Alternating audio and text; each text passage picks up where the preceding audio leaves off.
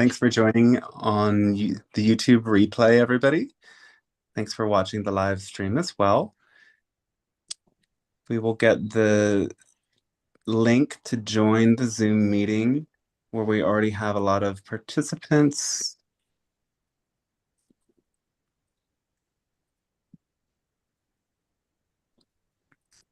So if you're new to the channel, these happen just about every week. We'll be here next Friday too. And these streams are free. If you like to support, you're welcome to send a donation. They help cover the cost of everything. We mostly do questions and answers, though there's an opening transmission as well. And we just make sure that everybody gets a space to ask the question. The first question of the round, usually we say about 5 minutes per person's question. And then if we have time for a second question, we'll get to it. You can ask Dante, is your camera off? I think your camera is switched off. That's correct. I'm in the YouTube right now posting the links. All right, okay. So if you're on the YouTube chat, you can find the link to join on Zoom, and you can also find the link to the books that have been recently released. What am I looking for again? There's lots of links, you know. And lastly, there's a link to the website. And now we can begin. So when you're not speaking, just make sure that you're muted. And if you can phrase your questions in a way that is relevant for everyone, that helps a lot. If you can assume that they know more than you think, that is great, so that your questions are not necessarily like a full story. If they need more information, they will ask you for it. And the best questions are those that come deep from the core intention of your own heart. That said, let's dive in.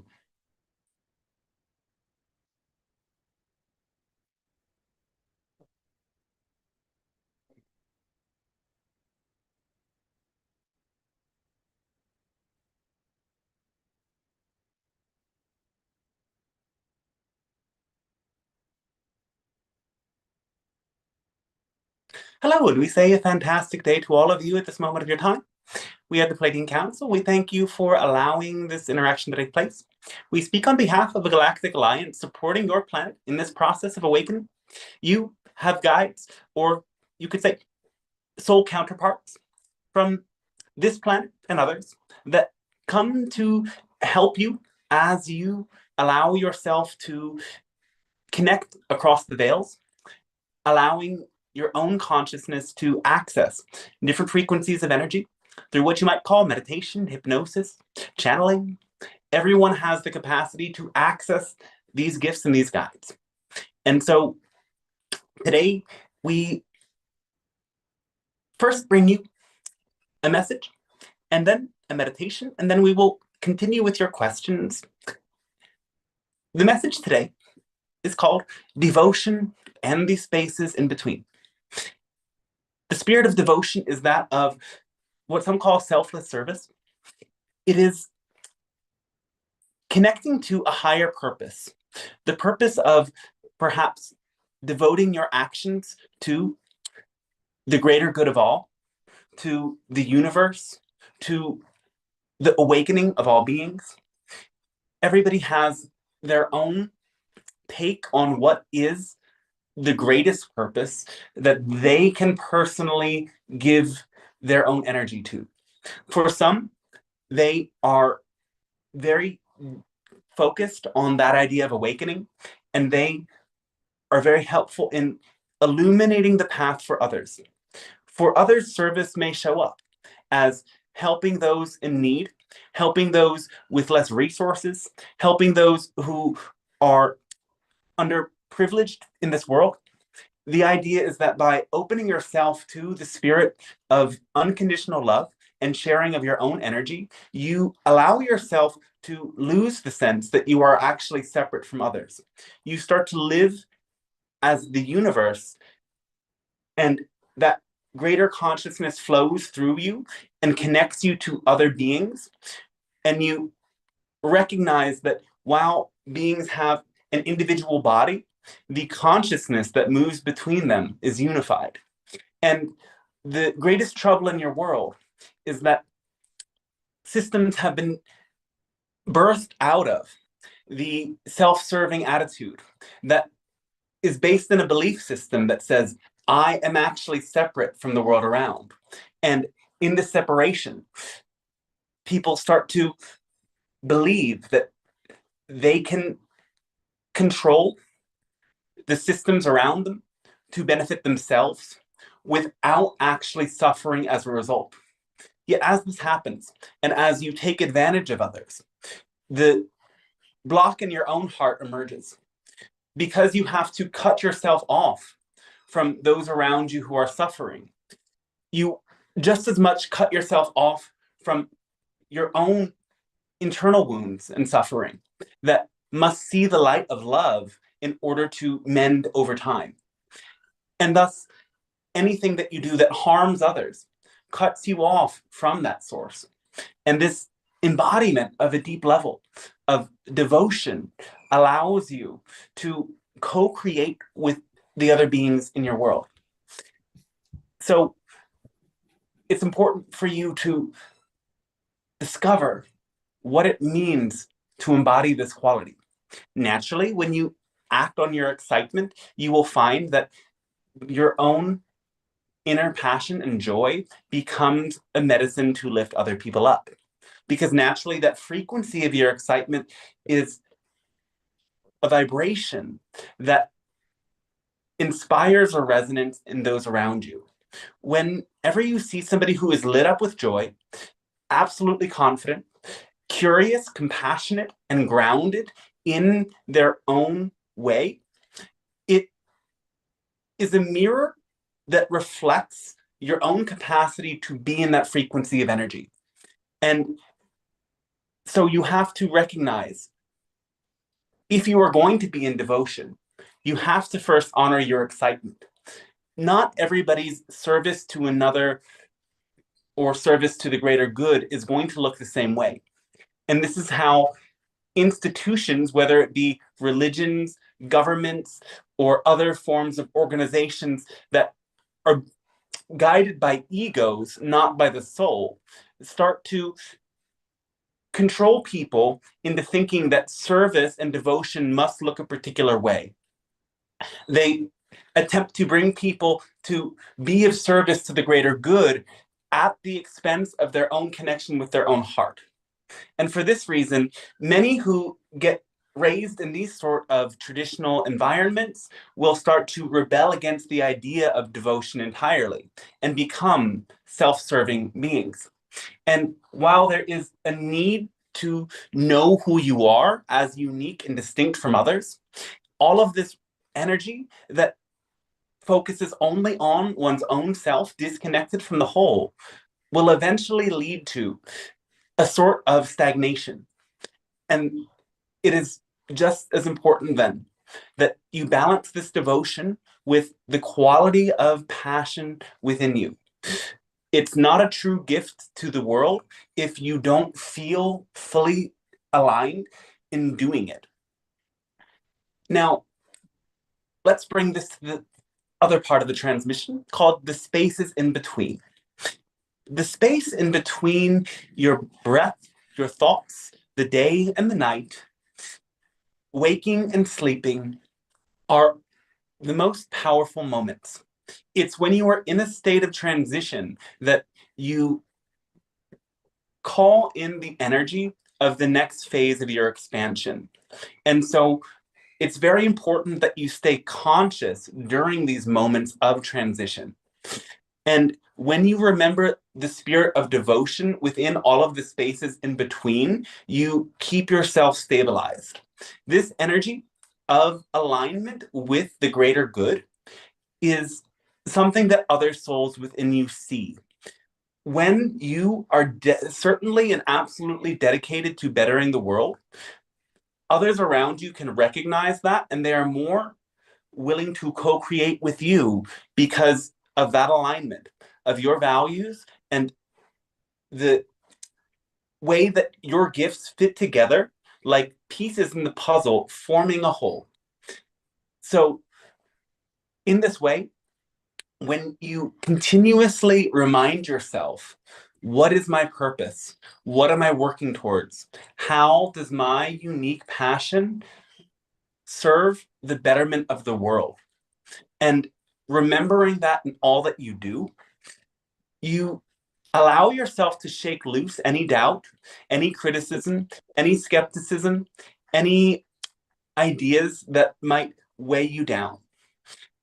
It's important that as you move through these transitions, you allow yourself to align with your most empowering beliefs and you let go of that hesitation to stay on the tracks. So when you are meditating, you find that stillness by noticing the space in between the thoughts. You don't necessarily have to force yourself to find silence, because if you would do that, you would actually turn up the volume more. To actually attune to the silence of that space in between, all you can do is remain aware of it. If you try to rush yourself into silence, you create static friction. If you attempt to demand peace, you start a conflict. If you attempt to create a state of absolute perfection with all of the force and all of the will, yet without subtle awareness, you might put all of the details in place and suddenly accidentally break the entire sculpture in the very last moment. And so it is this balance and this state of grace, this serenity that allows you to recognize the process is the point. And whenever you enter the space in between, you allow yourself to return to that core intention. What am I working towards? What am I a part of? And therefore, aligning with those who share your vision is absolutely important for the progress on this path. It is as you come together that you create a new sort of community and you bring out the best gifts in one another. So align with the communities that share your vision for that greater good and make that your priority. And in the spaces in between, when you go to sleep at night, return to your remembrance of what the bigger purpose is. As you wake up in the morning, return to your remembrance of what the bigger purpose is. As the light comes in and starts a new day, allow yourself to see that as new inspiration, new codes coming in from the sun to re-energize your purpose. And as the sun fades into the setting sun in the west, allow yourself to take in these final rays as a new wave of information that allows you to return to a state of rest, of emptiness, to be filled once again with the light the next day. When you find yourself in a transition in your life and you are in between one journey and the next, these are the moments where you have the greatest potential power. So remember in these moments that as you return to your intention, you can make the clearest choice. Which direction am I going? And why does it matter? Make sure that you know that you are not walking any of these paths alone. Even if you have to go far away from communities that were once home to you to get to a new place on your path. Your spirit guides come with you, and many allies come with you. You are not meant to be ascending alone in a cave like the yogis of ancient times. You are meant to be creating new ways of being, thinking, acting to overcome the dominant destructive paradigms on your planet. And this is the truest purpose of all of these transmissions, all of the healing work that you do, all of your art, all of this expression through you is here to create a new earth. This is what we've been saying. And this new earth is not just for some, it is a new earth for all. You are not creating a separatist reality on this planet that is love and light in the face of darkness.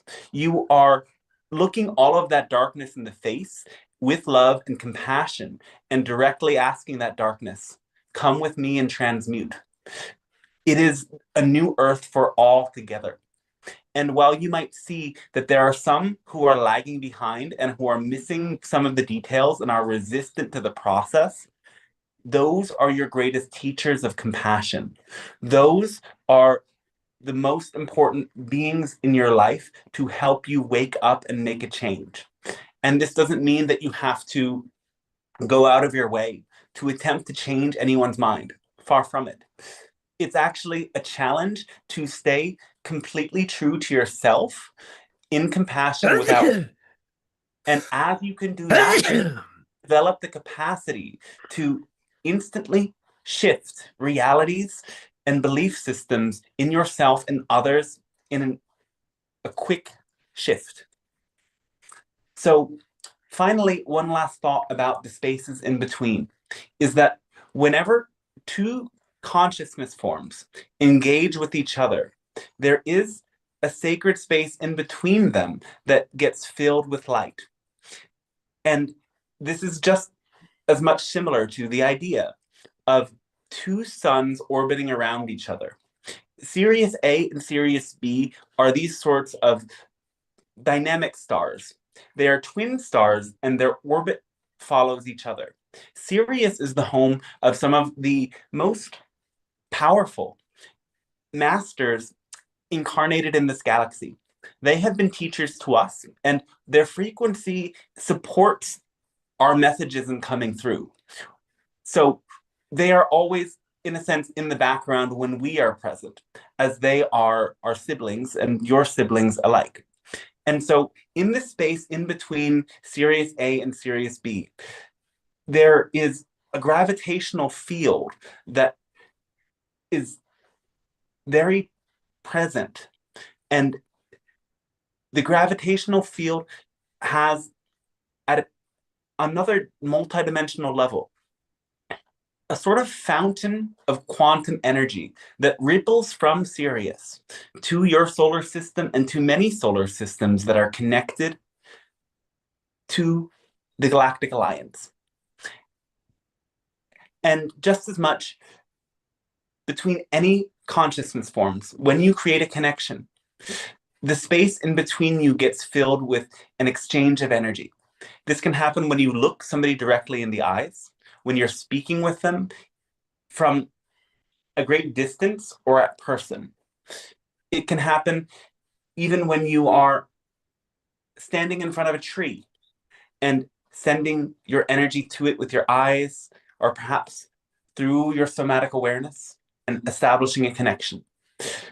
An energy field opens between you where there is an exchange taking place and a field that builds.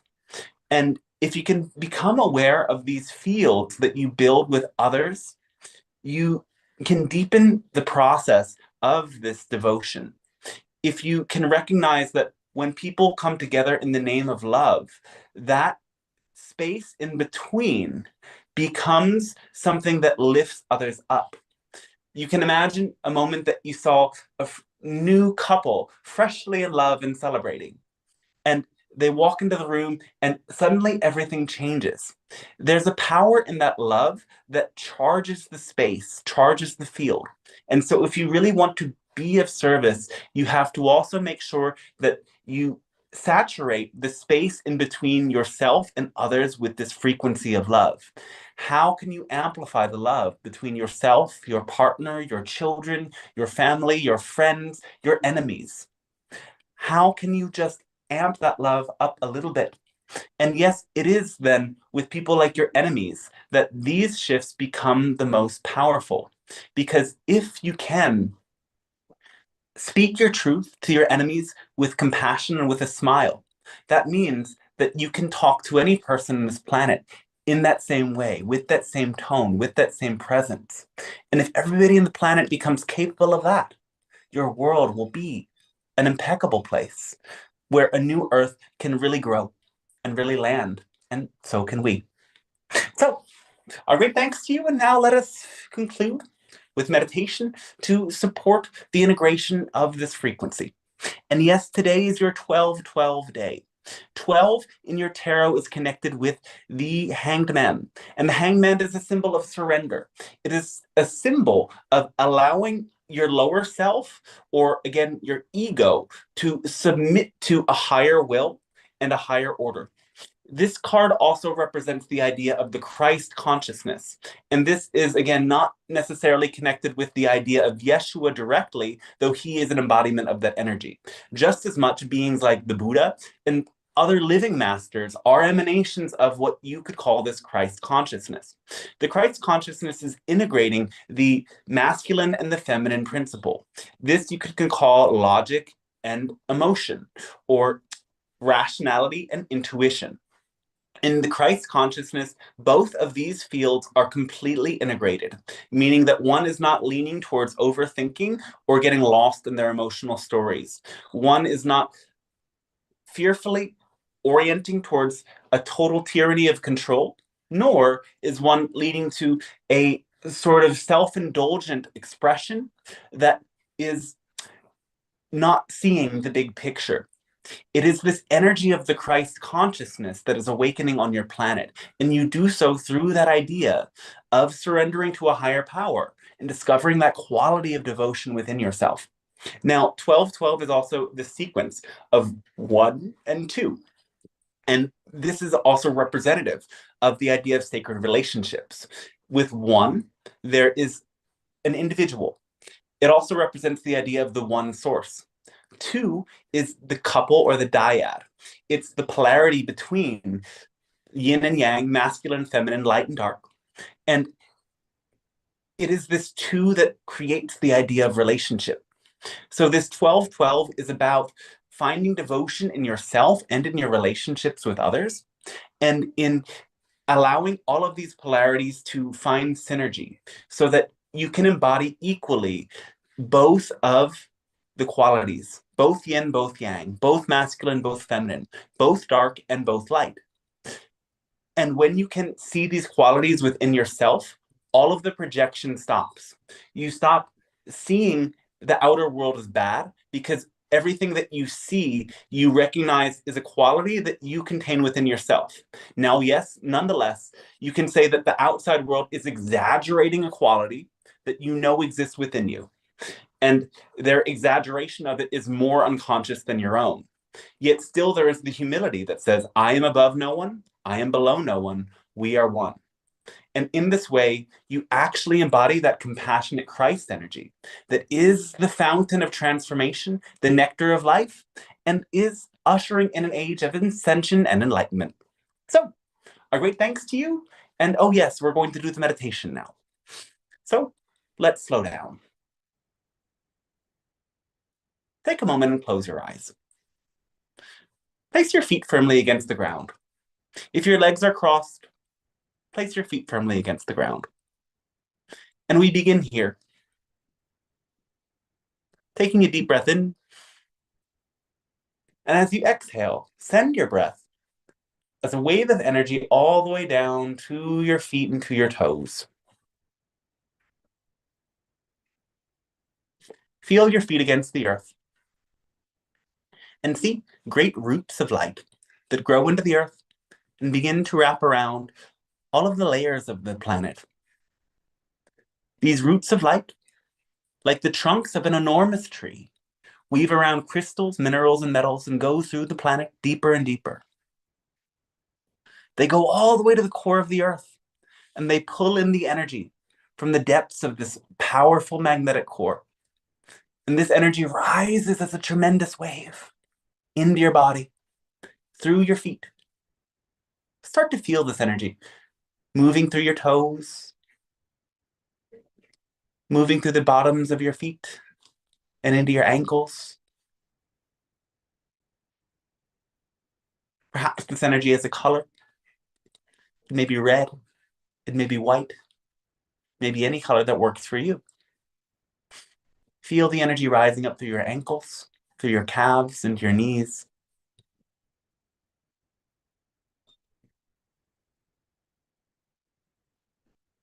Feel the energy rising up through your thighs.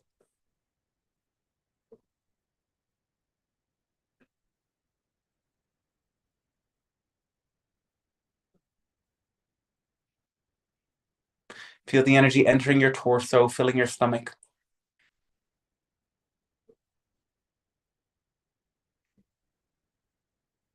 Allow the energy to enter into your heart space, filling your chest. And now start to feel the energy flowing up through your neck, the back of your shoulders. Allow the energy to rise up into your chin, your jaw, your ears. Allow the energy to rise up the back of your head and feel your crown and your face.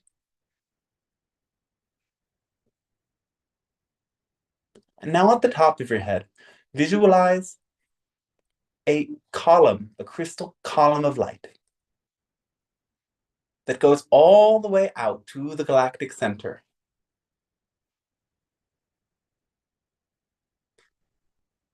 And as this column of light travels, you notice it goes through the sun, through the moon, through many other stars, weaving in a fractal spiral to reach the galactic center.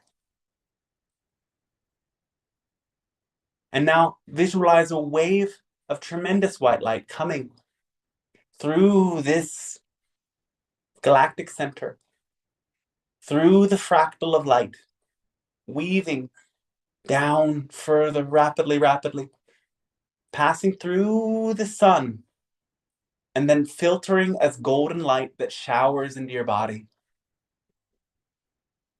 Feeling this golden light entering at the top of your head.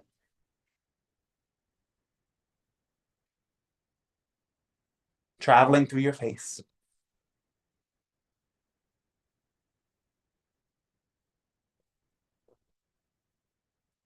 Coming through your neck. And resting in the center of your heart.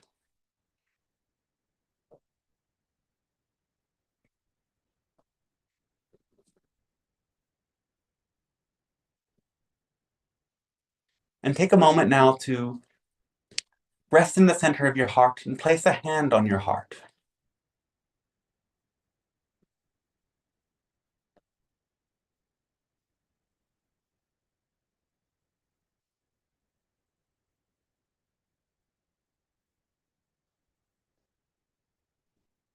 Feeling in your heart center the energy from the earth, the energy from the galaxy, filtering in, centering in this place.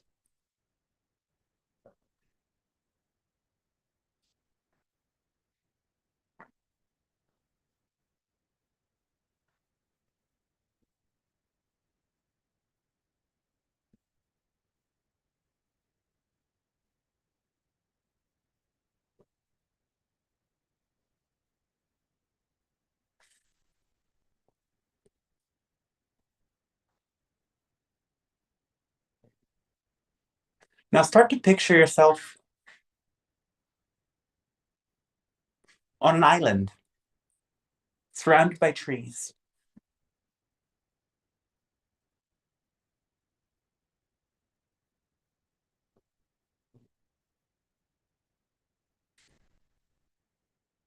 You see a great clearing, and in the center there is a massive tree with a doorway in it.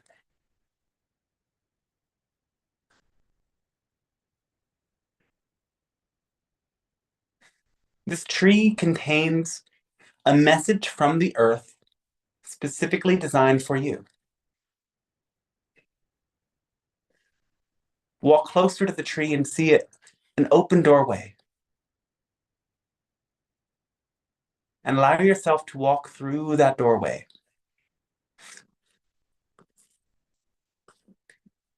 If visualizing is in general difficult for you, imagine the sounds of the forest. Particularly imagine the sounds of cicadas, grasshoppers, and the buzz of the forest. If visualizing and hearing can be challenging for you, imagine what it felt like the last time you were deeply immersed in the forest. And however this flows for you, imagine deepening your connection inside of this tree. You walk through the tree, and it's as if there's a spiral staircase. The staircase goes up into a secret room.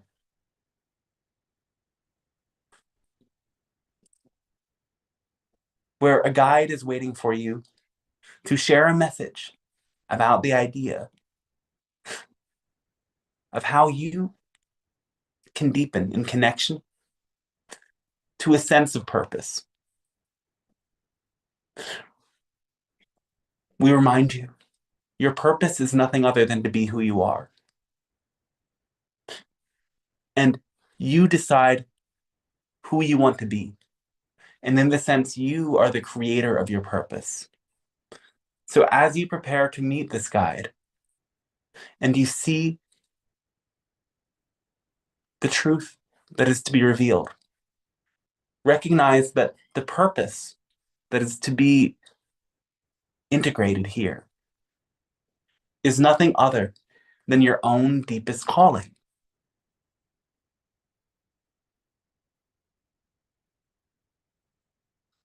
Allow yourself to meet this guide and listen to them, or perhaps allow them to show you images, feelings, and explorations of what this purpose might be for you and how this purpose connects you to the destiny of the earth itself.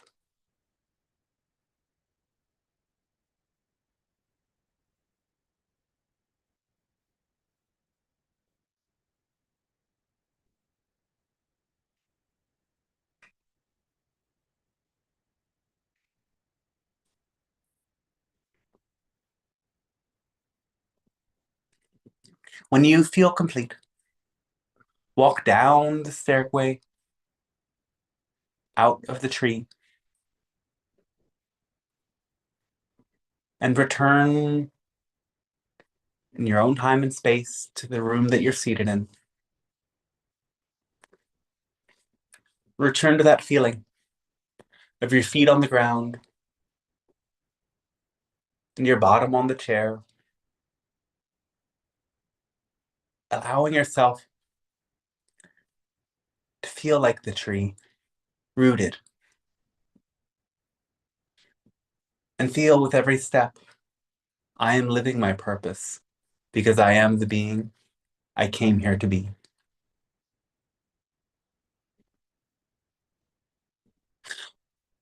Well, we thank you for sharing this experience with us, and now we ask, how can we be of service with any of your questions, comments, musings, or inquiries, beginning whenever you would like? Thank you so much, Pleiadians. That was amazing. I was just thinking before that I think this opening transmission is going to be the one that I'm going to listen to the most eventually. And I saw some feedback in the chat room that I'm not the only one. So thank you so much for that. All right. I have two questions that I prepared in advance, and they seem very aligned with what you just shared. So let me go first with them. Yes. So the first one is the root of corruption always fear, or or are there other energetic imbalances that lead someone off a path of love, so to speak? Well, at the core, everything, yes, arises from fear, but then it gets more distorted along the way. So, fear you could consider as the base of all imbalances, and fear arises from the root chakra. But then at every step on the ladder, there comes to be other distortions that are sort of new layers to that fear. So, as you move to the sacral chakra, shame becomes a blockage. As you move to the solar plexus chakra, anger and frustration become a blockage. As you move to the heart chakra, sadness becomes a blockage. At the throat chakra, guilt is the primary blockage. At the third eye, doubt is the primary blockage. And finally, at the crown center, it is arrogance that cuts you off and leads to these imbalances. But again, all of these other emotions arise from some primary fear. You could say that shame is the fear of rejection. Guilt is the fear of a loss of integrity. Doubt is the fear of losing control. And so they must be understood as specific energies as they are coming from a specific sort of fear. But yes, in the end of the day, they are all just fear.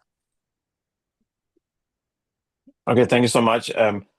That description you just made me think of what you have mentioned earlier as when you talked about the global elite. It sounded a little bit like that would be sort of the way that they got into a place where they, can't get out of it again. Does that make sense? Yes. Well, they have a high level of arrogance, you could say. They live up in this upper space where they are highly mental, highly intellectual, but highly fear-based. And so everything they do is based on the assumption that they are better than others and that they deserve what they get from exploitation. Okay, makes sense. And so my final question is, if you could give humanity one sentence to remember whenever fear whispers to us, what would that be? We've already given you that. Do you know what it is? I'm not sure. The first Really? guess would be the formula. Yes. Correct. Act on your highest excitement to the best of your ability without insisting on a particular outcome. And we say it in our own way as well. Honor your heart's calling as best as you can in every single moment without attaching to whatever happens. You can say it however you want to say it, but that's the core of it.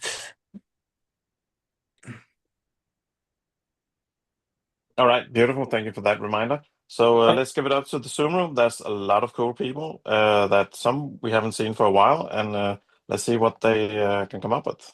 Yes. I'm ready to speak. All right. Yes. I'm asking my question in reference to Mary Magdalene, who was also referred to as Mary of the Tears. Yes. I'm curious about the ancient practice of mercy, of tears as a spiritual technology for healing others. Can you describe this origin and practice?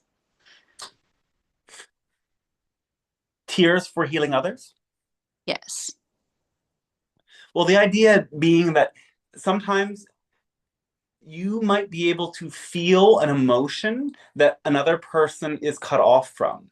And this is the case with healers in general, that people come because there is some sort of blockage that is preventing them from getting in touch with their subconscious to find both guidance and a release from the stuck emotions and traumas. And so, as a healer, this path of mercy is to cry for others, is to be able to feel those emotions for them. And because you experience those waves of emotion in their presence, they see the mirror of what they are feeling but cannot own. And this happens intentionally by those who are masterful, but oftentimes those who find that this is a path that works for them will do it accidentally at first. They might find that they are mirroring other people's emotions often without even realizing it.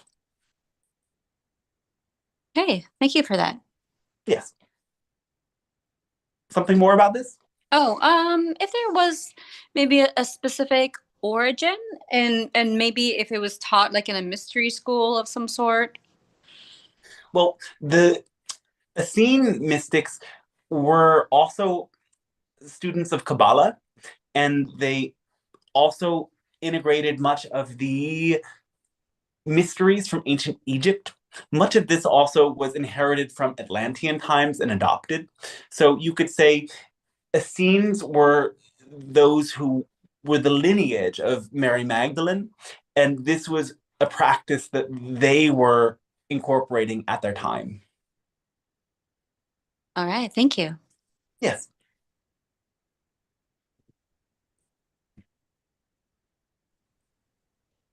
I wanted to ask a question about how I could use my gifts to be of service to others. I had a session with you recently, Dante. It was brought up that I was exploring channeling and I should do some channeling for other people to practice. Since then, I've done about 6, 7 sessions, and it's been really good for myself and then those that I've done channelings for. But I'm trying to think about what comes next, and I just wanted to see if the Pleiadians see any particular avenue I could take for my gifts, like maybe learning some Reiki or a new healing modality, or if I should just keep to doing these individual channelings as a service for those people that come up to participate in that, or if I should get a bit more organized around it. Is there something particularly that excites you? All of those things I think have some excitement for me, and I feel like I can do them all. I just not sure which one to do. The highest exciting one. Okay. In the moment that it is highest excitement, remember. So don't get caught in a linear path. Remember that in the moment, what's most exciting is most important. In the next moment, when something else is more exciting, that's what's more important. And now we will say in this particular situation, all of the things that you're talking about are important for you. The order will be something that reveals itself naturally with time.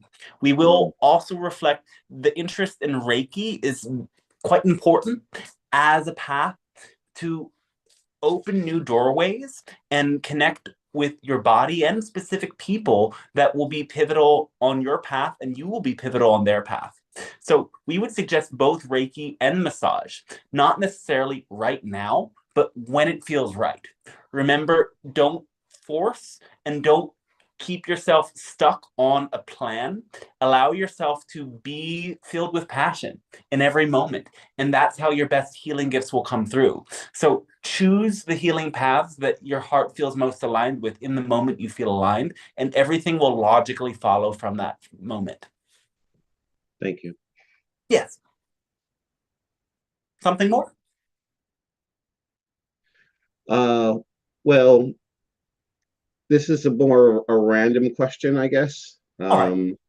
So I've been doing a lot of research on Lemuria and Atlantis, and I find from different channels that I've come to trust very differing information about maybe the origins of Atlantis and such.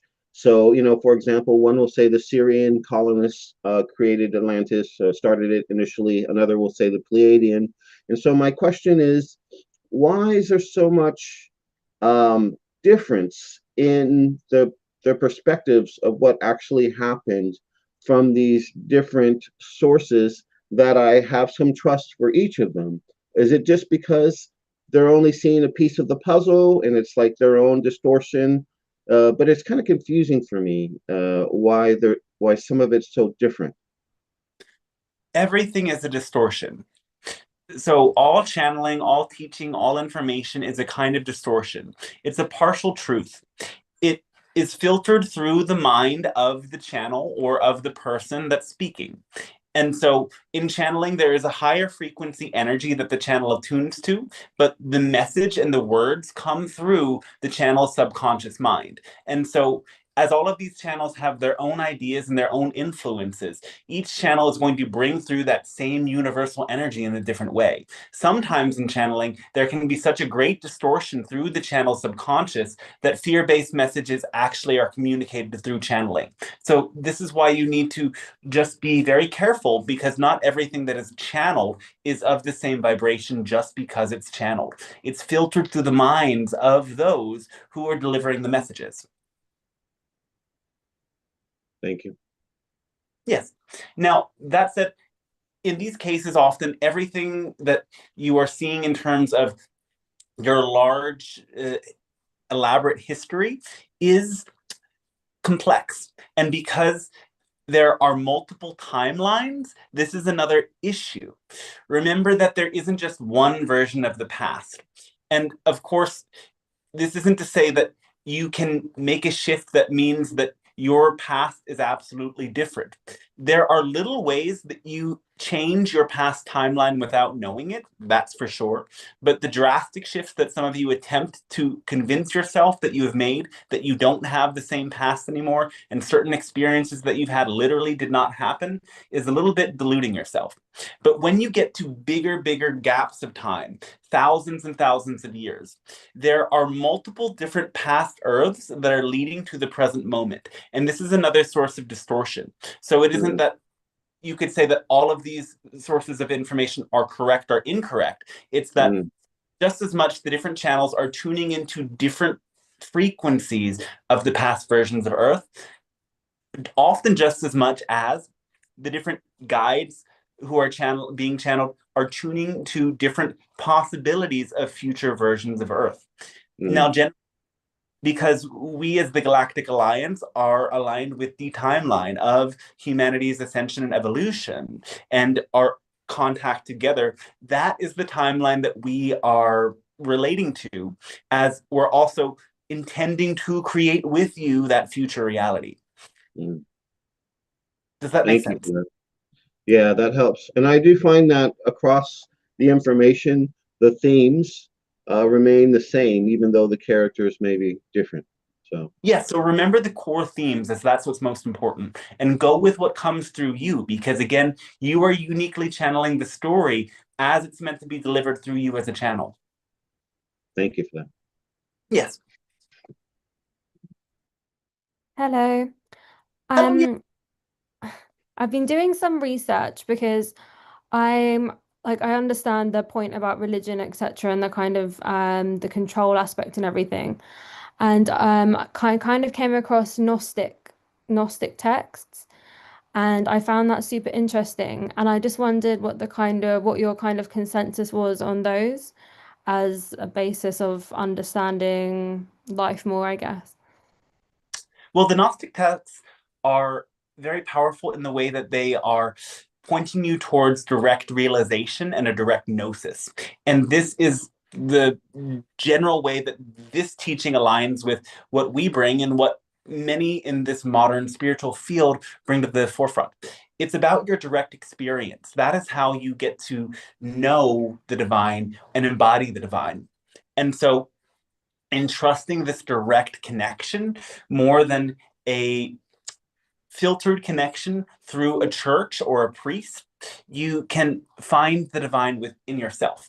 Now, also this idea of the demiurge as presented by Gnosticism is a bit reflective of the way that the gods of the Abrahamic religions were not actually embodying the true source. Source is, according to Gnosticism, this energy of the Sophia, the ultimate original divine that created the earth as its own body. And so this primordial origin energy just as much spawned the demiurge, the false controlling god that lives mostly in a mental realm. And so this demiurge is understood to be as real in the minds of those who believe in it. And they keep this astral entity fed with their rituals and with all of the aspects of institutionalized religion that essentially feed the central power structure. And so this is again why the Gnostics were so condemned, because their belief in philosophy was one that was so liberating that it would have undermined the development of institutionalized religion from the start. And of course, the government loved institutionalized religion as it helped them control people with greater ease. Okay. Yeah, that makes sense. And just a follow-up question. The Holy Spirit Yeah. in Gnostic texts, it seems to be different. I just wondered what your kind of perception on that was generally. What is the Holy Spirit? The Holy Spirit, like, I don't know, they say it in the Bible like a spirit that runs through like of the divine, but I just wondered what it essentially, what your opinion of it was, like what Well, it is. the idea of the Holy Spirit becomes a distortion in and of itself, because originally this idea is of the mother, the father, and the child.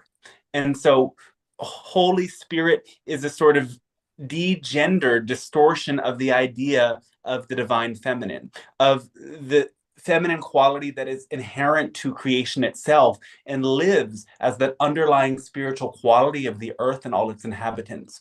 And so this Holy Spirit you can also consider to be the idea of Shakti, the idea of holy energy that moves through the body, of psychosomatic spiritual energy where you feel immense waves of sensation, of awakening, of liberation inside of your being.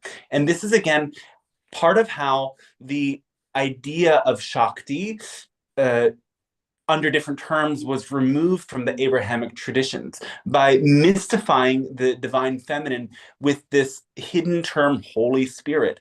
It amplified that idea that spirit is not to be found on earth and it's only to be found after death, further isolating one from connecting with their own body and celebrating it. Oh, that's super interesting. Thank you. Yes.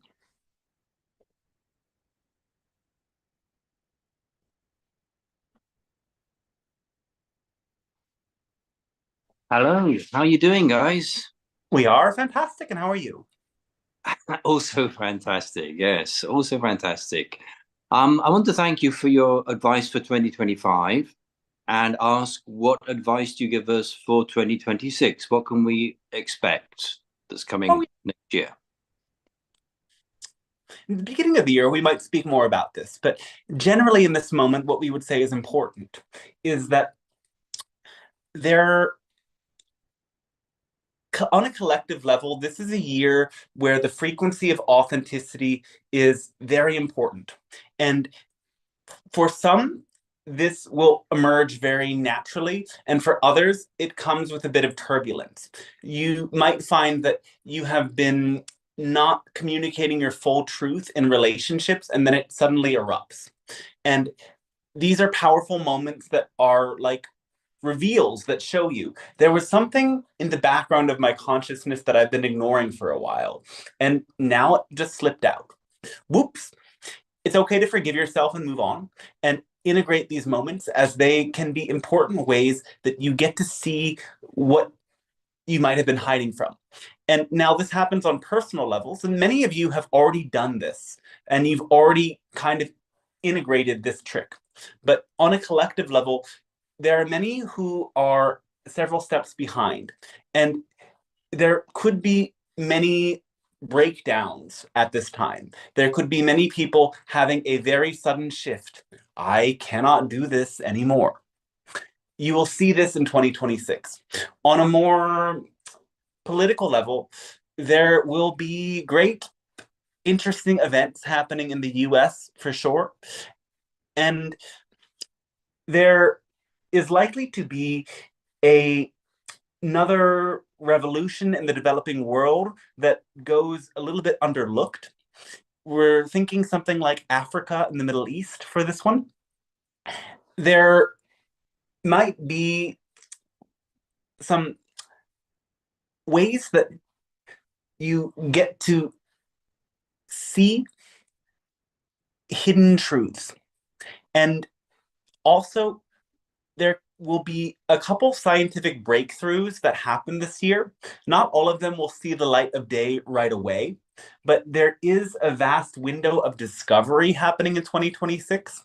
And you are likely to see a sudden wave of quick acceleration that begins in the month of March. Wow, that's fantastic. Thanks. I want to ask one more thing. In addition to following our passion without insistence, what else can we do to spread the word to others about yourselves and this channel? You can talk about how this might have empowered you and what changed in your life as a result. You can also talk about the idea again that even if you don't believe in the idea of channeling, the message itself is the medicine, and that will about do you what you need to have from it. The message is what's important, not as much the messenger, as there might be some people out there who are skeptical towards the idea of channeling, but also remember that they can find the same message in a different way. They will resonate if they are meant to resonate. So we will also say that living the message is the most powerful thing. Teaching others by example what it means to act on their excitement and do it as best they can without insistence on outcomes is what will help them heal and empower themselves, and that will help the world heal and grow as well. You can also, if you want to reference this specific channel, talk about some of the other things that the channel is interested in, like yoga and meditation and coaching, etc., as it isn't just about the alien stuff, and that might make some particular people more open-minded. That's great. Thank you so much. Good to talk to you again. Oh, yes, always well to talk to you as well. Cheers.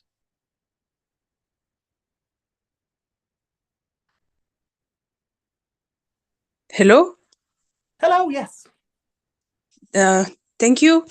Happy to see you again. Thank you for all your great news for 2026. It's great. Yes. May I ask a question? Yes, absolutely.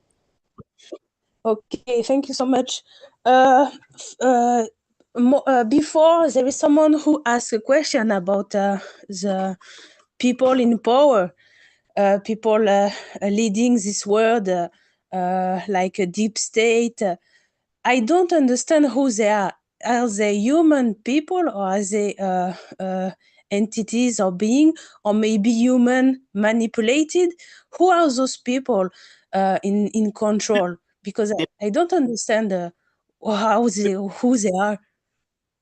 Well, they are just humans like all of you. So that's why it's important to remember it's not about us versus them, though, of course, you might have to be a little bit defiant and create a spirit of compassion and genius that helps you to create a new Earth.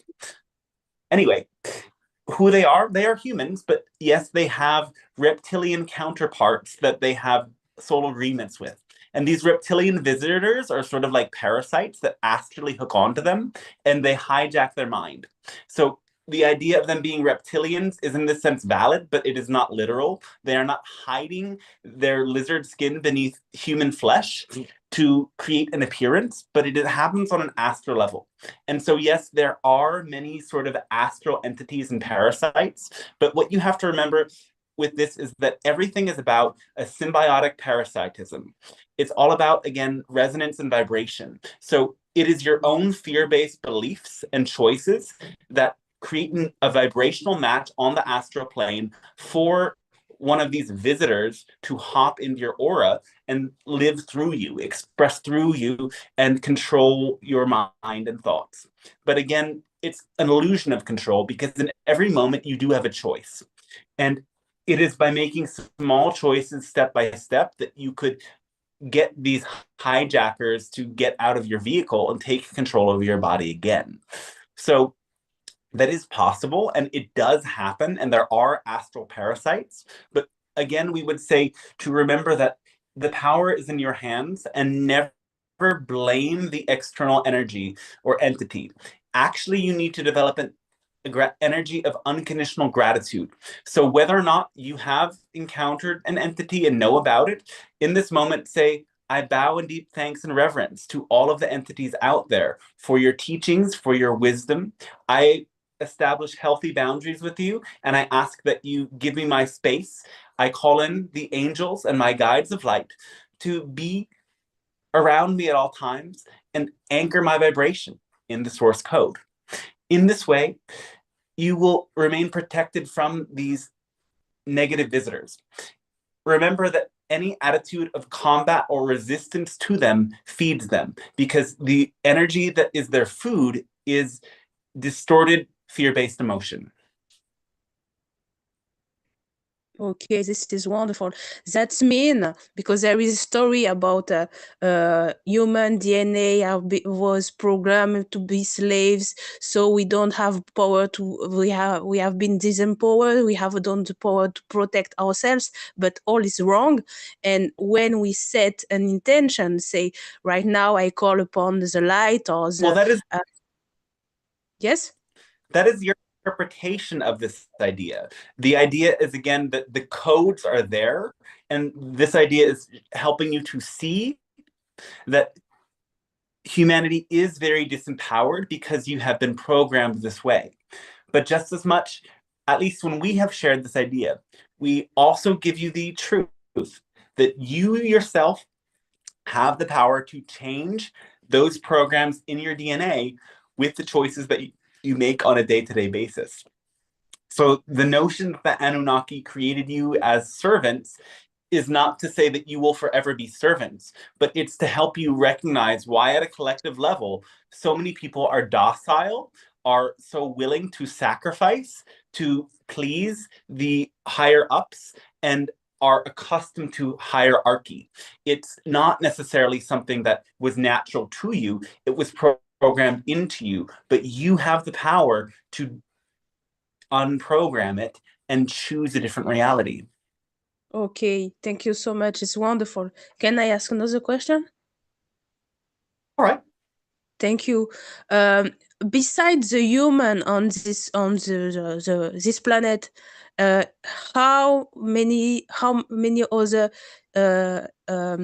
humanoid or species besides the animals? But I mean ET, but it is from the planet. How many beings exist there here? The number of species or the number of populated beings? The number of general species. Well, there are 5 hybrid races that are humanoid, which we've discussed before. There are the Pleiadian beings that are humanoid, which you know about as well.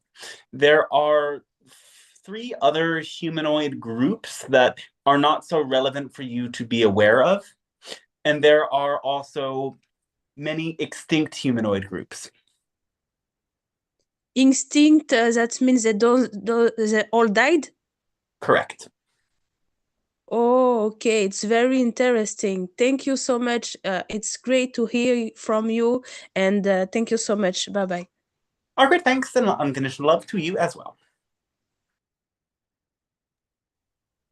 And thank you, Pleiadian Council, for all of the detailed answers. This is very interesting. Can you elaborate on some of the different types of time besides our linear expression we're used to? Different types of time? Well, I know there are some that are based on fulfillment, or some that were the time, like for instance, the time exists for the Sasani, but it's not the same as our time. Well, for beings who exist in higher dimensions, there's a sequence, but the idea of time and space can bend according to will. So it's like being a quasi-physical being means that you are essentially a time traveler by your nature. You can, through your own intention, shift into a different time and space. Usually these shifts are not great, but they are practical. Oftentimes, is done in conjunction with technology, like the specific crafts that bend the frequency of time and space and allow for these shifts to take place. Now, beings that are totally beyond a physical incarnation altogether, just as much are outside of time, but there is still nonetheless a sort of sequence of experience. They can choose when to shift from one state into another. But again, there is an awareness of the simultaneity of everything. Thank you. Yes.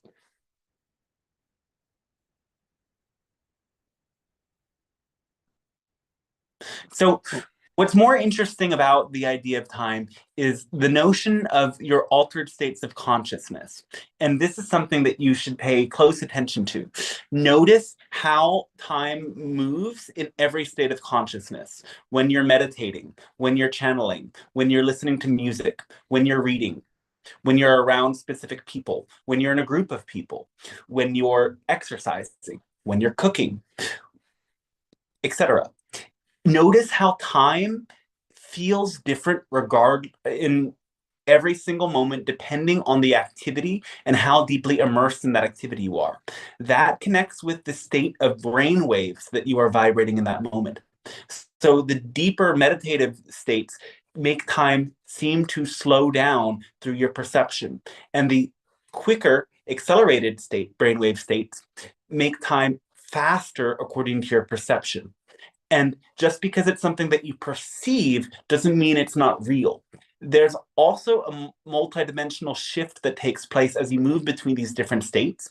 And if you need to, for example, cultivate patience in your life, that actually reflects that you're not spending enough time in the slower brainwave states, allowing that deep, solid, and calming energy to integrate in your being. If you're feeling too slow or lethargic and can't seem to get anywhere on time, it means that you're not necessarily spending enough time in those higher frequency states, the gamma state or the beta state. The gamma state is obviously preferred. That's the state of channeling and creativity and peak performance. But also, energizing the beta state is a way for you to get there. So just as much, your dreams have a distorted time as well. When you're dreaming, you can instantaneously create any experience that you want by recognizing that you're dreaming and intending it to be. And this is actually how physical reality works. But in physical reality, there are more obstacles. The obstacles being your beliefs. You don't have as many beliefs about how dream reality works as you have about how physical reality works. And so, according to physical reality, you can just as much create anything that you will and intend, as long as you develop all of the beliefs that support it manifesting. And the same thing that happens in your dreams, where you simply focus upon an idea and it becomes, just as much happens in physical reality. It just takes place over a longer period of time. So we want you to pay attention to how this happens, how you can just create anything you want in your dreams and in your meditations, or whenever you actively, deeply engage your imaginative qualities. And then in your life, notice the small things. Perhaps there's one specific thing that isn't extraordinary or grandiose that you want to manifest on any given day. And so imagine in that moment that your life is like a dream and you're headed towards that thing. See how playing with this idea that life is dreamlike allows you to manifest these small things quicker. And that can lead you into manifesting even bigger experiences faster as well. That was wonderful. Thank you. Yes. Hello, Pleiadian Council. Yes. I would like to ask you about this thing. I'm preparing a presentation or interview for one YouTube channel in Czech Republic, and I'm wondering what would you suggest? This channel is more focused on your UFO disclosure, and I would like to hear what would you suggest me to present there. I would like to speak about your teachings and of course also Bashar teachings. Yes, you can share about this as well. And we would also, because it's about UFOs, highlight some of the experiences that the channels have had, because this might be what people are fascinated about. So listen back to what Daryl said about his initial experience seeing the Sasani ship. And yes, the channel himself had an experience like this as well, that we'll let him talk about at the end of the transmission, so that it comes from his perspective, not distorted from our own way of seeing what happened. This would be something to highlight as well. And perhaps if you've had any metaphysical experiences of this nature, you can talk about them as well. Though remember, yes, while your excitement does fit in with what they have to share, they might be sometimes skeptical. And it's fine to be met with skepticism as long as you remain centered in your own conviction for what works for you.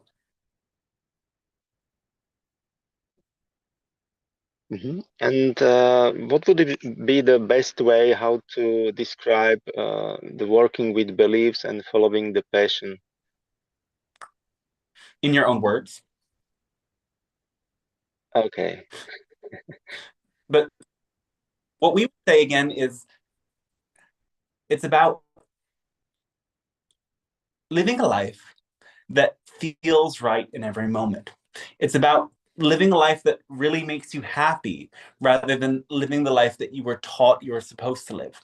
And this is the big issue, is that so many people, again, tracing back to that programming through the Anunnaki, simply believe that those that are higher up than them know better. And so they internalize the stories from those higher up and live them as if they were their own truths. And so the idea of the formula is yes, bringing you into the present moment so that you always make the choice that your heart feels open, that you always make the choice that tickles you with joy, and that you interrupt the rumination of the mind by letting go of insistence on outcomes and staying present. Just as much, the formula over time allows you to snap out of those indoctrinated beliefs about who you're supposed to be and what you're supposed to do, and instead become the author of your own life experience and create the experience that you prefer. Create a day-to-day existence that fills you with joy. And then when you're in that state, you're actually in a different frequency. And in that different frequency, you have different sorts of experiences, and the kind of energy that you impart to others is very different and has a deeper and more resounding impression. So that's how we would frame the formula, in that way, that it's both about the present moment, that you're always consistently choosing to do things the way that makes your heart feel energized and open, and that you're interrupting the mind's rumination, and you're, yes, not forgetting to do it to the best of your ability as well. And so in the moment, it leads to that shift of state of being. And over the long term, it sets you free in that way.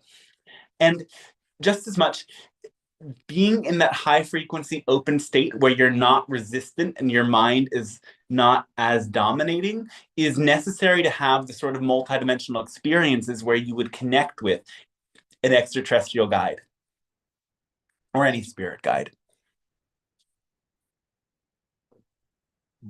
Thank you very much. Great. Yeah. Something more?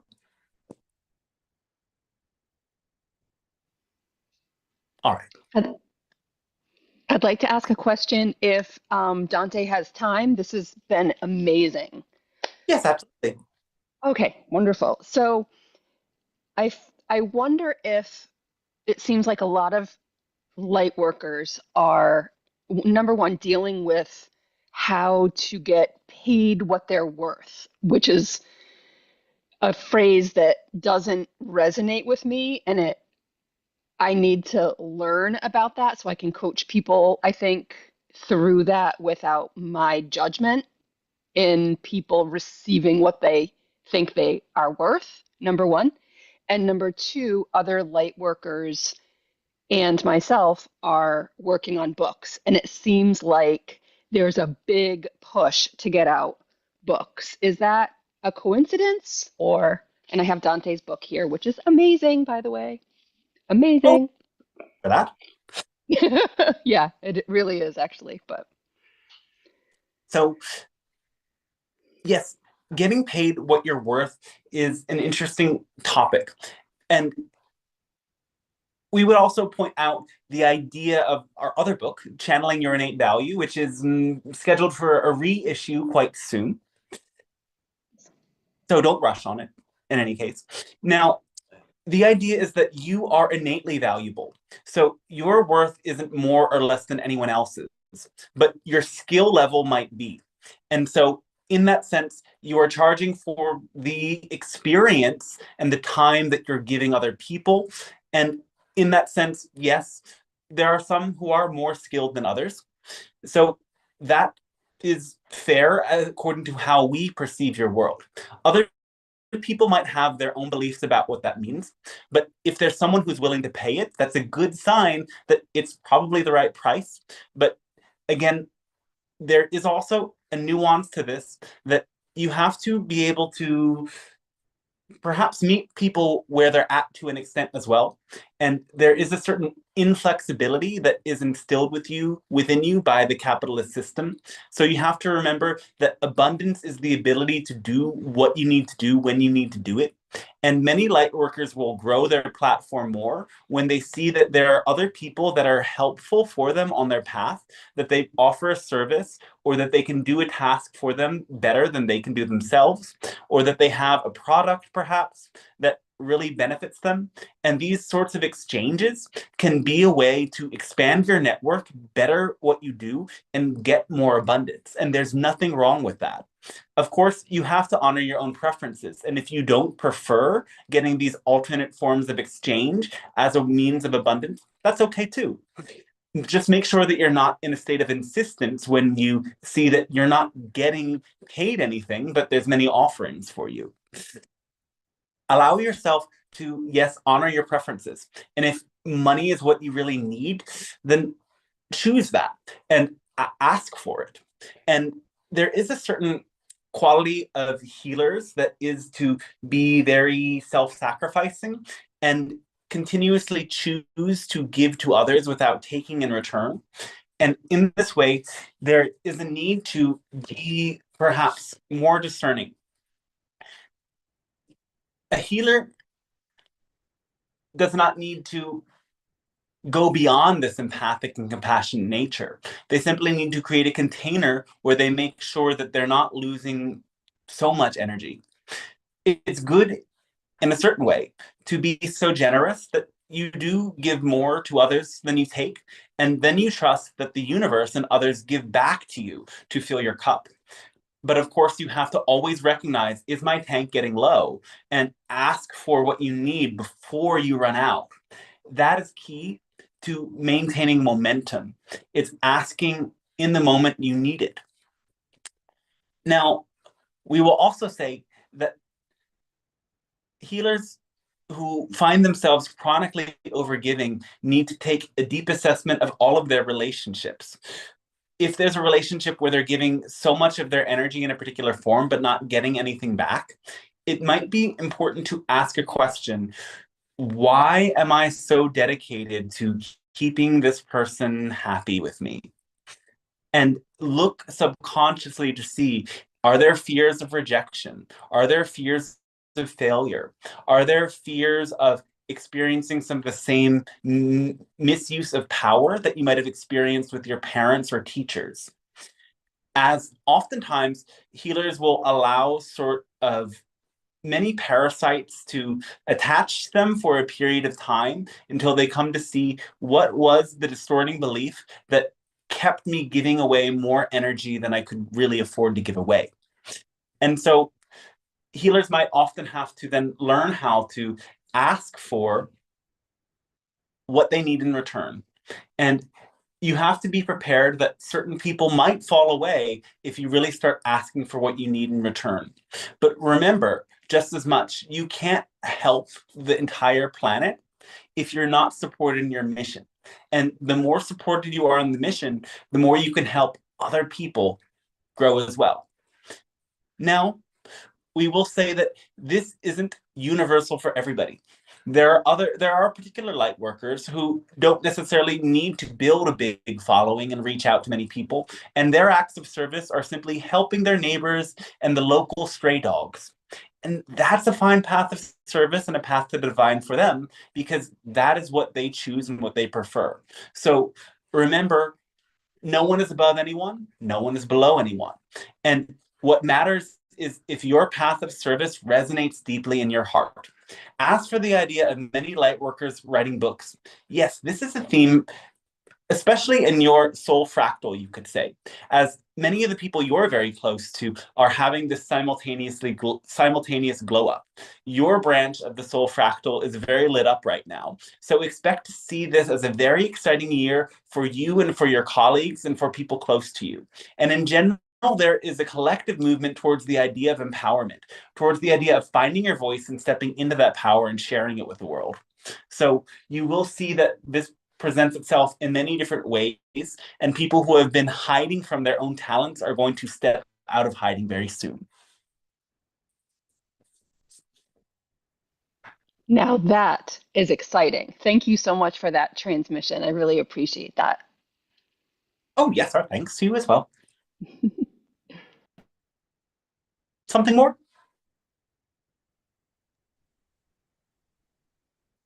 It does not appear there are any more questions. Thank you. Oh. Is there anything from the YouTube at this time?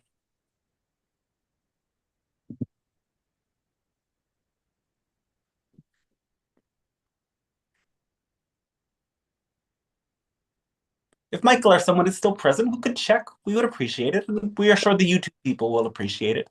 But if... Yep, I'm checking now. Oh, all right. Okay. Again, use your discernment. If some of these questions seem a bit out of line or too confusing, skip them. If Michael or someone is still present who could check, we would appreciate it. Okay. A question from Tati. Hello, Pleiadians. Can you give some technique explaining how to talk to animals? Thanks. The method of communication with animals is generally first feeling and emotion. So you can connect with the animals and note the way that their energy moves towards you. Communicate with your eyes and communicate with gentle touch. At the back of the heart chakra is the point that you can energetically connect with animals.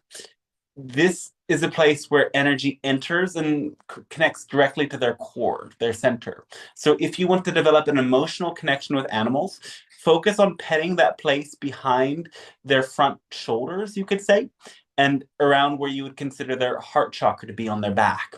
This centers them and allows the bond between you and them to develop more clearly. And many of you just naturally do this as you pet them. And then for those of you who are more psychic in some way, you might start to hear messages from the animals and the sound of your own inner voice. Or you might start to get visions as you're around the animals of things that they might want to share with you. Pay attention and yes, play with them. And they love physical connections and great intimacy in that way through touch, you could say.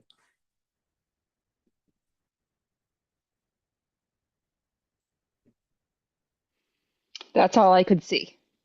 All right, perfect. Well, what a wonderful transmission this has been for us, and we hope for all of you, and we thank you very much for coming together and co-creating in this way. We wish you a fantastic rest of your day, a joyous weekend, if you will call it that, and we'll see you next time. Okay, cool. That's an understatement. Thank you, Dante. Oh, you're welcome. Thanks for being Like every here. single one, I'm like, I think this was the best one. And then the next one, I'm like, nope, this is definitely the best one. I love it. But this really was like so packed with information. Yeah. Like really cool. Yeah, I feel like it flowed pretty quickly too. And such a wide variety. So I think I was supposed to say something, right? Matei had the question about the something, and I was going to talk about my experience seeing the light ship. So this was in 2012, and it was like actually like a sort of like a psychedelic ceremony. And I mean, I had already been kind of like I was already nearing a veteran level. I was very young. Like I started this path young, and so I was kind of skeptical about the method of how they were doing everything. And I had this experience, and then somebody next to me started speaking this light language, and it was like blah blah blah blah blah. Like okay, and I hadn't heard so much light language before, but I knew okay, this is alien and this is weird. And I was having these visions of these like alien faces and voices, and I was like, I think this is just the drug, and I think that this isn't real. And then I opened my eyes, and there was a giant light that was huge, huge, huge. It was like bigger than the sun, and it was very close, and it was like blue green, and it lit up the entire sky, and everything around you could see like it was daylight. And everybody saw it, and the local Mexicans in the village freaked out that night. And some people were like, yeah, that was a comet. Comet, like how does a comet get so bright that the entire everything is lit up? And that was actually, now that we talk about this and I realize this was 2012. So this was 13 years ago that I saw this light phenomenon. And it was, yeah, it was something. Who knows what it was? This is hilarious. Or in the transmission, the Pleiadian talked about the price of one channel or healer have to ask for the level of the service they give. And I found this very interesting because for anybody wants to give donations, really appreciate it. Dante. That's why I want to talk about this. And the books are out there too. But what were you going to say about this? Sorry. No, go ahead. No, you wanted to say something about how the healers need to ask for what they need. The Pleiadian very balanced very well the fact some people spend their life developing some very specific gifts, so they need to be asked the money of the value of the service of their, if you understand my poor English, but yes, I find this very true and very logical. But besides this, I don't know how, because there is so much people blinded, or so much people needed some guidance, and with a lot of negative beliefs. That means if I pay someone, I will not pay my rent, or I prefer to buy a pair of shoes than paying someone who say, right person. You know, people who pay for this, they're not ready. And so, I mean, I've had to be a little bit careful on my path about like certain friends that they get attracted, but they don't want to do the work. And this is the thing, whether or not you're like becoming a healer or you're just spiritually awakening. Even if all you're doing is awakening and you don't want to put yourself out there as a healer, as you become lighter and brighter, people just come to you and they don't know why. Like here, when people, sometimes I just meet people in the streets that like we haven't even exchanged names, and they start telling me like traumatic stories because they know that I'm available for that. So as your energy changes, people come to you for healing whether or not you want them to. And that's why you really just have to have boundaries. And I believe in everything I give out comes back to me in some form. So when the crazy person comes up to me in the streets and starts talking to me and telling me about her traumatic ex-boyfriend and how she's been broken since then, I mean, I have 10 minutes to talk about it. That's fine. But if, the same person keeps coming back again and again, and they're not like reciprocating in any way that helps me, then I say something about it, because it's not just about that person and me. It's actually about I'm enabling a person to be a kind of parasite if I do that. If I continuously give my energy and I don't take anything back, that person is going to go on thinking that doing that with everyone in their life is okay. And they're going to not have healthy relationships. They're not going to get into a good community. They're not going to be in balance. So it's just as much for them as it is for me to set that boundary. And yes, as your energy lights up, like you attract so much. Like people start to see, oh, that person has something I need, and they don't even know why. So it's something to be aware of, especially when you go around like glowing in this energy. Something happens, and there can be a way. Sometimes I put I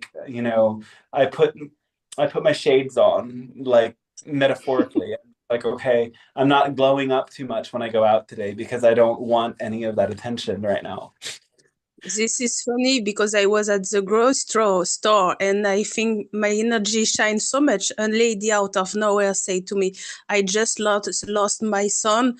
And I say, how this can happening? I don't know what to answer, but whatever, I understand what you're saying. And I want to thank you because your prices are very fair and very understandable of the difficulty of the people. I donate when I can. And I want to thank you because many times I did a private session with you, and it was very price which one I could afford at this difficult time in my life, and you understood this, and I think you deserve so much. But I want to thank you for your service. I will do what I can. And can you say again what's your session price right now, please? Right Private now, session is 171 per hour, but I mean, yeah, I am flexible if people are on low income. I do ask if people get a lower price that they do reciprocate in some other way to balance that out, but I am really happy to meet people where they're able to pay. This is wonderful because so many people are having difficult time and they need some guidance. And sometimes the price is for one session and it's $500 for 13 minutes. So I don't understand how we can change the people and the people if sometimes people don't understand the life of other one. But thank you so much for your service. Thank you. Anybody else want to chime in with something or ask me something? I thought the meditation was very helpful, and getting to meet with my guide inside the tree, I definitely got the message for me. So thank you for that. Glad for that, yeah. Jody, how are you liking the book? I'm glad you like the meditation. Yeah, I love trees. Yeah, I'm carrying it around with me all the time. I'm so glad that I asked about it the other day because I was like, no, I already have all of his books. And you said, no, this is a brand new one. This, I just keep opening to random pages. So I use it like that. Yeah. And whatever I need is in here. So yeah, it's fantastic. I think that's one of the I'm glad to hear that. Yeah. Yeah. It's always great to see the book. People have them in person because, I mean, where I'm at now, I don't have the Amazon to mail me a physical copy. So I just trust that it looks good, but I'm. Yeah, and I guess you already have pictures. So if I sent you pictures, that wouldn't be helpful, right? But well, I mean, I designed the cover and so I know what it looks like. Like to feel it. Yeah, to feel it. Exciting someday. Yeah. It's definitely a frequency. Wow. Glad for that. Yeah. So thank you. So anyone who hasn't gotten the news, this book is like the transcripts of the past 7 years of channeling sessions, basically. Obviously not all of them. There's a big book and a shorter book. There's 20 in the shorter one and 36 or 37 in the longer one. And the shorter one is the same content that's in the bigger one, but the bigger one has more. So the micro version versus the macro version, I thought that it was just a little bit too long for people who want a quick read. So I thought I would make another version, but I'm starting to question that, and I might maybe get rid of the shorter version eventually. I'm not really sure. I mean, I've been in such a creative burst that it became like a very chaotic release and a chaotic past month because I've been working on like 3 or 4 different projects at once. And I think that somewhere in that energy was a little bit like of this pent up need to get things out there quicker. And I might have rushed a little bit, but I trust it's all perfect. Yeah. Yeah, you've got 36 chapters in here, plus integration, how to use this book, the glossary.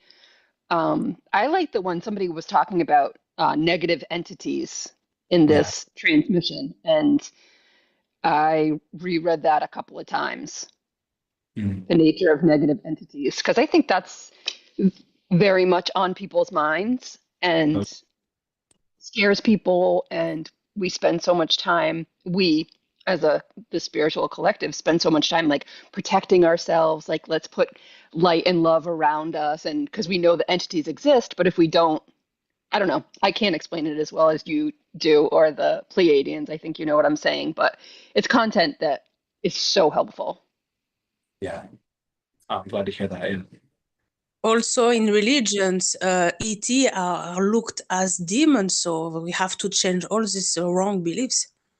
Yeah. Yeah. Yeah, but even like, the Tibetans had a practice of like feeding the demons, right? Because they recognize that the entities, they come to us because of something within. And it's, we feed them love and we ask them to leave. But until you feed them that love, then they stick around because it's, it's the combative energy that we get from the Christian thing, or it's not just Christian, it's all of the mainstream religion. But that combative energy actually reinforces the attachment to the negative entity. So the second time that I experienced somebody in a state of possession was in an integrated energy healing class that I was teaching. And it was in the last exchange. It's kind of like Reiki, but it works with a different frequency and different techniques. And the last exchange, this girl on the table started speaking in a voice that wasn't hers and demanding that we pour candle wax on her throat. And this was very bizarre, and so we first started, I'm leading the class, so I felt responsible, but I didn't really know what exactly to do. And so we're like waving the crystals over her, and we're like calling on Archangel Metatron and being like, we command that you go. But then somebody started to talk to the entity and listen to it and realized like they'd done this training, and this is a very interesting thing. You can look up soul-centered healing. I forget the exact name of the author, but there was these different questions that we talked to the entity with. And he asked it, where are you from? How old are you? Do you realize that this is not your body? Do you realize that you're hurting this body and you're hurting yourself? Do you realize that there's a source and that you can go back to it? And then we visualized creating a bridge back to the source, and we asked it to go into that bridge and back to source. And instantly, after doing that process, there was a shift in her energy. And we had to do it twice because there's a second entity. Her voice changed again, and there was like a different being from somewhere else that wanted to go. And after the second time, she just totally changed, and she was back to herself, and she felt way lighter. So it's like, the thing is with like an actual possession is that it's very rare. It does happen, but it's pretty rare. And you can see it in people that if they genuinely have this visitor, like they shift personalities very quickly. They're with you 1 second and then suddenly a different being is there and you can tell. So unless you're seeing people that have this distinct thing, you shouldn't really be afraid of negative entities. Instead, look at yourself. It's about working with our own beliefs. And from there, once we develop our own healthy beliefs and we are aware of our shadows, we don't encounter them outside as much. Have you thought about reading a book about all these encounters, and when you start from non-believer to believer and acting in the awakening? It's only an idea. Well, the memoir that I'm writing contains a lot of that stuff, but then it contains, I mean, it literally contains everything, and that's part of its problem, is that it gets very big if it contains my entire life, but I think that's exactly what it needs to be. So that is in there, but it's not exactly the focus and theme of that book, but it's definitely, yeah, there. Very interesting. I read a lot of book about shamanic journey, and it was very wonderful. I hope your book will be great as well. Thank you. Yeah, I'm excited. Anybody else want to say something? Share something? Cosmic inspiration. Grateful. Thank you. Thank you so much. Looking forward to the replay so I can download the transcript. Yeah. And if you're not on Thank the you, email, Dante.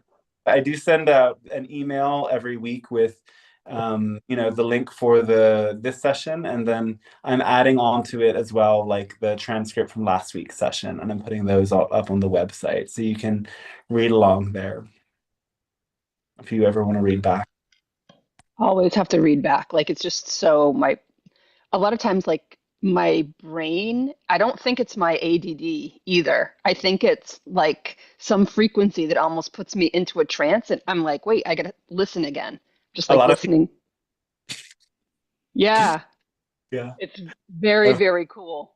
I've heard that before, that you just kind of like people can disappear into the state, and then I think when that happens, like we're taking the information in on another level, right? But I it's hope helpful. so. I've been So there. yeah. I got into Bashar, that was happening all the time. I was like tripping out, just sitting there listening to it. Yeah. It just all of it is so good. It's so good. So thank you very much for all this time, Dante. I appreciate it. Thank you all for being here, and thanks for your Thank support. you. All You right. for Bye, everyone. sharing, letting everyone know, helping this get out there. That's the best thing we can do. And yeah, I would just appreciate everyone for being here today. I was really surprised to see a full group when I walked in or joined the meeting. I'm sorry I was a couple minutes late. I was like wrapping up another call that got spicy at the end. So, things happen. But thank you so much. Have a And great weekend. Thank you, everyone. Thank you. Thank you, Bye. Dante.